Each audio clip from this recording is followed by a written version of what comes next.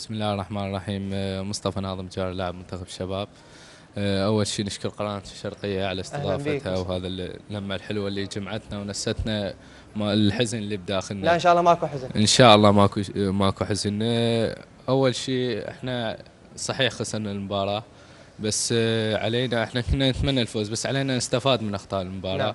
مثل ما بلغنا كابتن حكيم، علينا نستفاد من اخطاء المباراه اللي هي راح تنجحنا في كاس العالم وتنجحنا في التصفيات الاولمبيه. الحمد لله والشكر. لاعبين مجموعتنا جيده. قدر الكابتن يلم مجموعتنا اللي هم اغلبهم من كل محافظات العراق، من بغداد، من الجنوب، من الشمال. هذا الشيء الاهم، هذا الشيء اللي كسبناه يعني.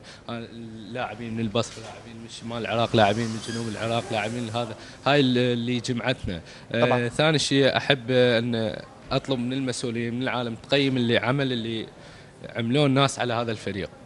يجب أن يكون تقييم، لأن هناك صعوبات واجهناها. يجب أن يكونوا على قدر المسؤولية اللي قام بها الكابتن، اللي قام بها الاتحاد، على تسهيل المعوقات لهذا الفريق، نعم.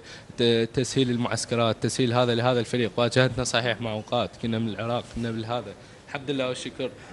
قدر الكابتن يسهلها علينا، وقدر يلمنا، وقدر يحقق انجاز للشعب العراقي، والحمد لله والشكر. احنا فخورين بهذا الانجاز، الحمد لله. واهم شيء فرحنا شعبنا العراقي. الحمد لله لا شك.